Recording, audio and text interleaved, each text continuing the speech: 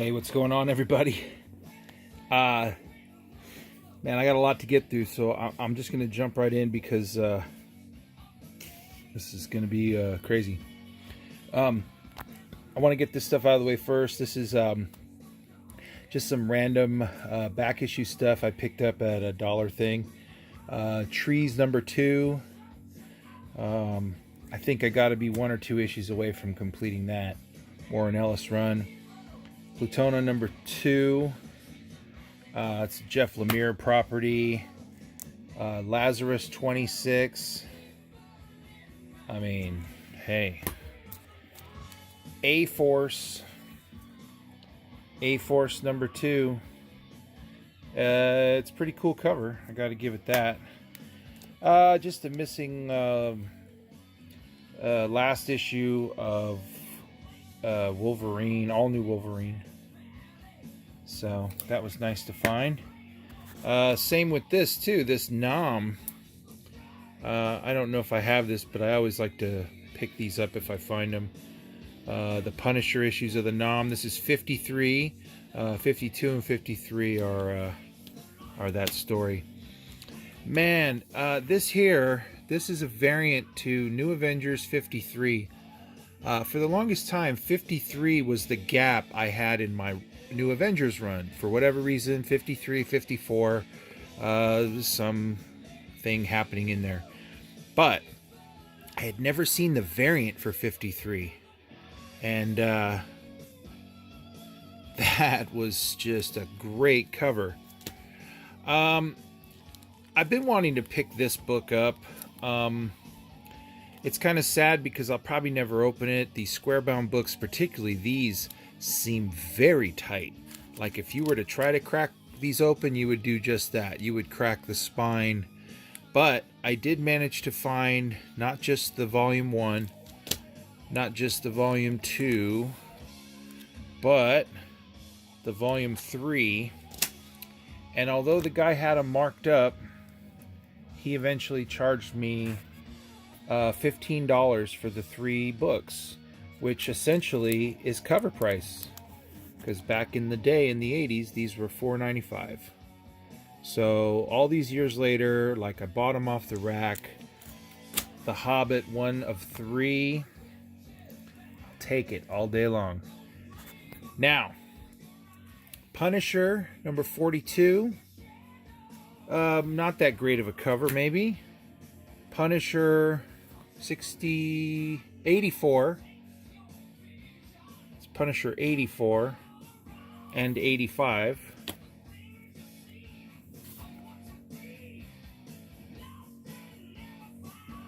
There we go. I need 3 more issues to finish my volume 1 Punisher.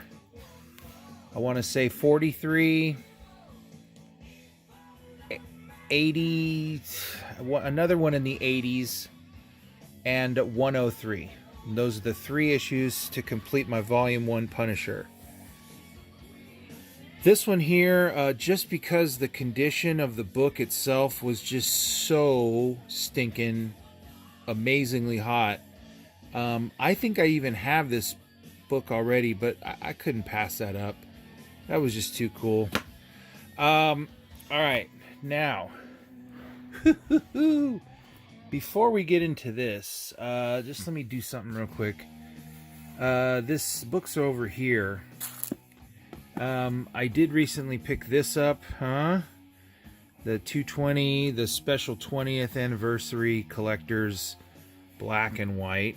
And as I am also trying to collect Spawn black and whites, and one more time for that. And the price on this book varies wildly, but I paid very little for that book. Same with these books. I paid very little for them as well. The black and white 216.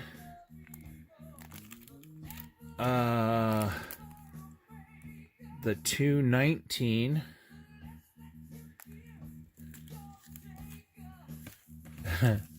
There's going to be a big thing coming after this.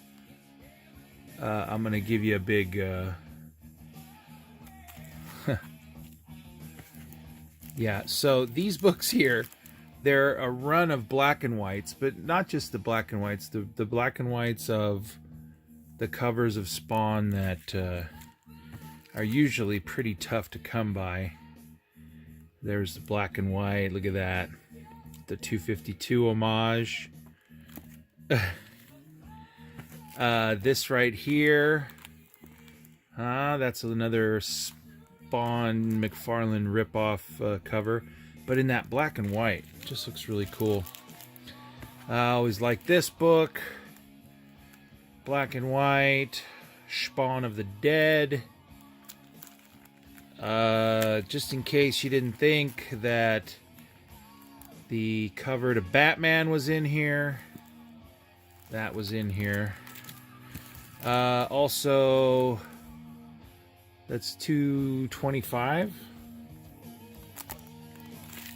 And of course, you got the clown homage to the Hulk Blades issue there. And the 300 homage 227.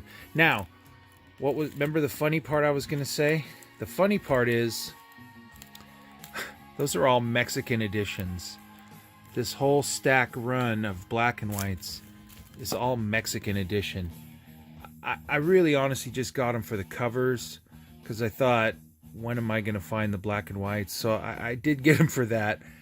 This one here is not a Mexican edition. I did pick this one up and was pretty happy to have done so. So, rock on. Alright, that's Spawn news. Now, let's move into 12 centers. I have a few more back issues, but whatever. So, Captain Savage and his Leatherneck Raiders. Baron Strucker appearance 2 against Hydra. Man, with a beautiful red cover like that and a condition that's pretty darn good. I really like the condition of this book. It's kind of why I bought it.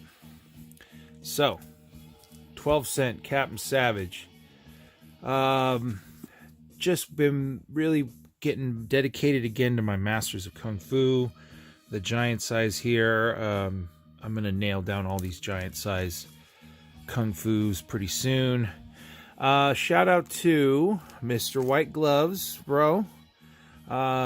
Had a great talk the other day with my man, well, Mr. White Gloves. We'll just go with that, as he is known. We were going through my Hulk box, big Hulkamaniac that he is, and he says, "Oh, you got 250?" And I go digging through there, and I did not have 250.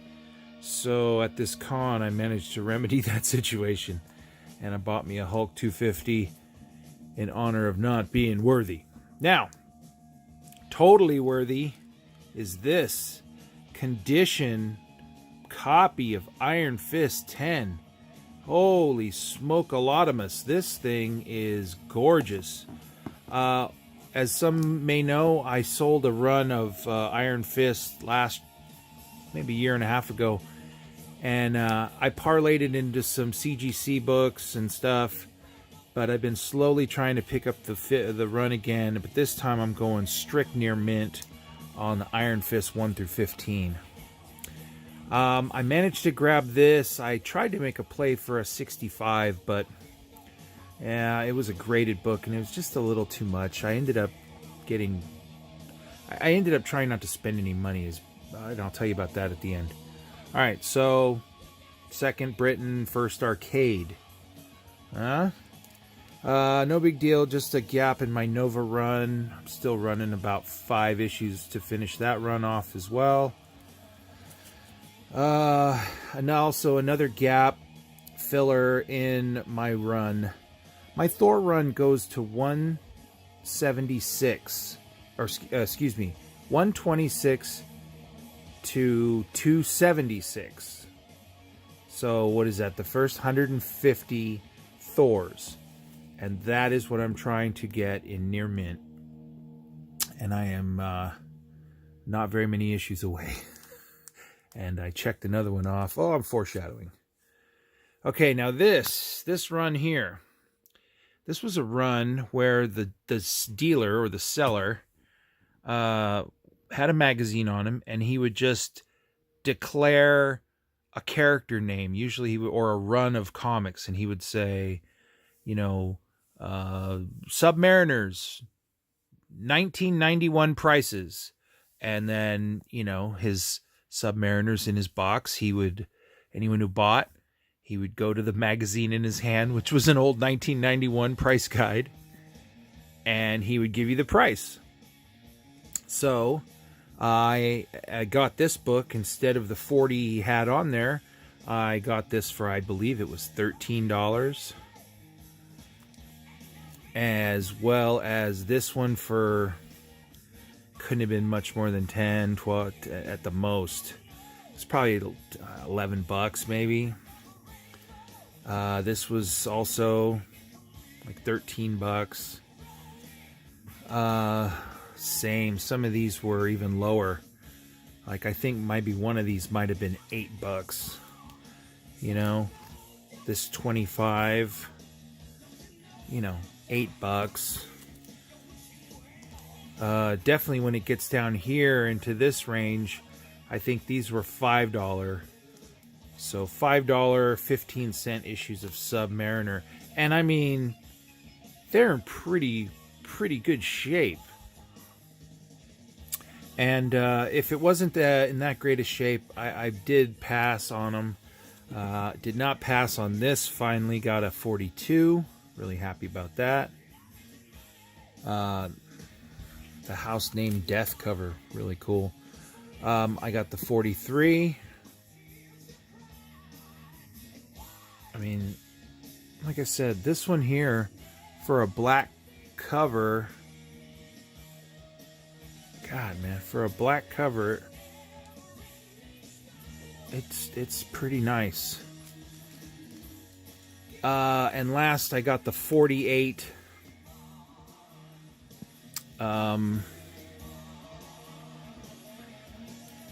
Those fit into the gaps that I had in here. I can show you down here.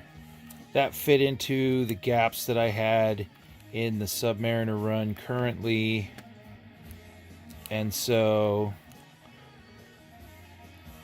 essentially here I've got a lot of the back end of Submariner, and I finally have all the way to the end, I believe 70, 71, 72. So yeah, so I'm trying for a 30 to 72 issue end run of Submariner, and I'll just try to keep going at the front half.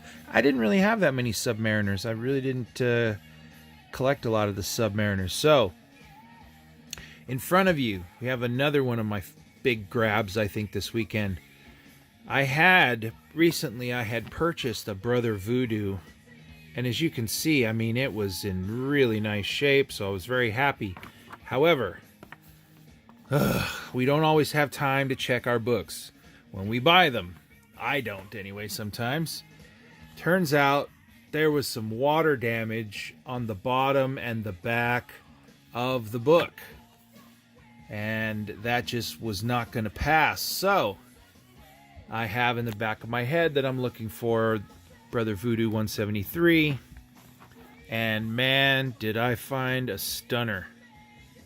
I was really happy when I saw this book.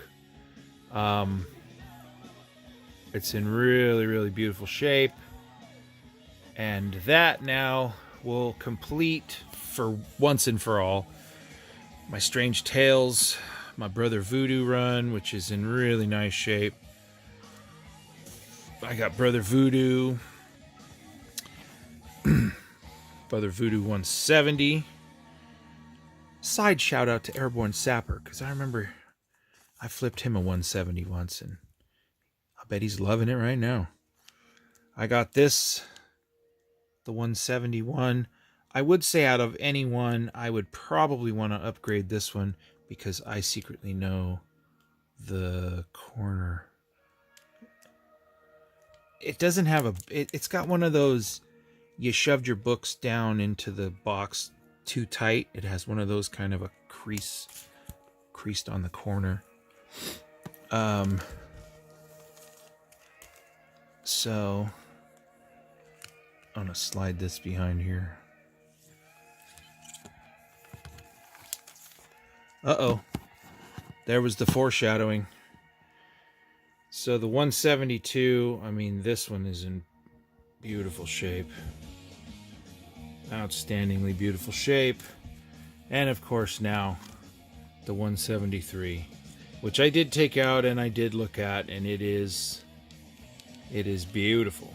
Exceptional. So, finally put that Br.VooDoo run to rest. Last but not least, oh my God. I saw this book, and this was one of the few just outright gaps in my Thor run. I have my next gap is issue 43, and then I have 44 now through 69. 144 through 169 is a complete run chain in my Thor collection. I'm missing issue 70 and 73, and then my run goes all the way up to, I think, 204. So I'm not missing very many Thors, and this one in particular is a Tongi Farms pedigree copy, which just means that this is a really good example of what this book could be. And just let me tell you, I mean, I pulled it out. This book is spectacular. So stoked to find this book because it fits in with the rest of my Thor runs so nicely. And I'm just going to leave it right up there. And we're going to marinate on that. Alrighty. Ah, too much glare. That's it. Alright, y'all. Pope Cerebus is out. More crazy 12 centers hopefully on the way.